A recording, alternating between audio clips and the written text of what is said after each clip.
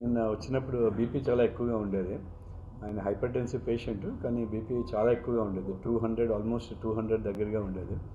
So, అందుకని దాని ప్రకారంగా టెస్టులు చేసి ఒక ఈసీజీ తీసాము. అది నార్మల్‌గానే ఉండేది. ఈకో కూడా చెక్ చేసాం. హార్ట్ అంతా నార్మల్‌గా ఉందా లేదా అని. సో, బీపీ టాబ్లెట్స్ ఇచ్చి సెటిల్ చేసాం నిన్న నైట్‌కి. ఈరోజు కూడా బీపీ ఇంకా కొద్దిగా ఎక్కువగా ఉంది. సో, అకార్డింగ్‌లీ అవసరమైన మెడిసిన్స్ ఇస్తాం. Heart so actor Mohan Babu గారు నిన్న సాయంకాలం కాంటినెంటల్ హాస్పిటల్కి వచ్చారండి. కాంటినెంటల్ హాస్పిటల్లో ఎమర్జెన్సీ రూమ్కి వచ్చారు. ఆయనకు హాస్పిటల్కి వచ్చినప్పటికీ ఆయనకు ఒళ్ళో నొప్పులు అనేసి, తర్వాత ముఖం మీద ఆయనకు బాగా కుడివైపున నొప్పి అని చెప్పారు. సో దాని తర్వాత ఆయన బ్లడ్ ప్రెషర్ బాగా ఎక్కువగా ఉండే. సో ఇమీడియట్లీ మా ఎమర్జెన్సీ ఫిజిషియన్స్ ఆయన్ని ఇవాల్యుయేట్ చేసి మా కన్సల్టెంట్స్ని పిలిచారు. నా ఎడమ వైపున డాక్టర్ రఘువీర్ రెడ్డి గారు, ఆయన ప్లాస్టిక్ సర్జను. ఒకవేళ ఆయనకి ఏమైనా గాయాలు తగిలాయని అనేసి మేము ముందు ప్లాస్టిక్ సర్జన్ ఇమీడియట్గా రమ్మని చెప్పాము.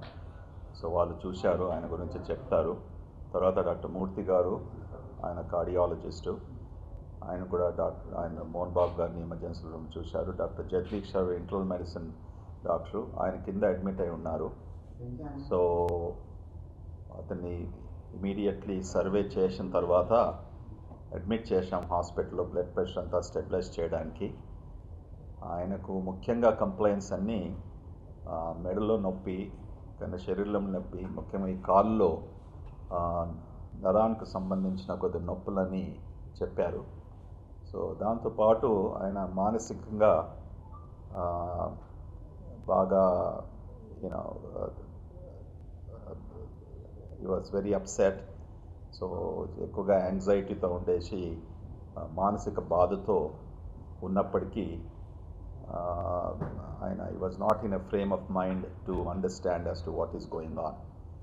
So I will ask doctor రఘువీర్ to what was his assessment and very quickly review. Mohan Babu గారికి నేను నైట్ మేము ఎగ్జామిన్ చేసేటప్పటికి లెఫ్ట్ కంటి కింద కొంచెం బాగా కమిలినట్లు గాయాలు తగిలాయండి. బయటకి ఏమీ ఎక్స్టర్నల్ ఇంజురీస్ లేవు, కానీ మొత్తం ఆ భాగం అంతా కమిలిపోయి ఉంది. సో నిన్న నైట్ అంతా బాగా స్టెబిలైజ్ చేశారు. తన జనరల్ కండిషన్ స్టెబిలైజ్ చేసిన తర్వాత ఈరోజు ఫేస్ సిటీ స్కాన్ అనేది తీయబోతున్నాము. అక్కడ ఏమైనా ఫ్రాక్చర్స్ ఉన్నాయేమి అని తెలియజేసుకోవడానికి. సో దాని తర్వాత సిటీ స్కాన్ రిపోర్ట్స్ బట్టి we will decide further line of management.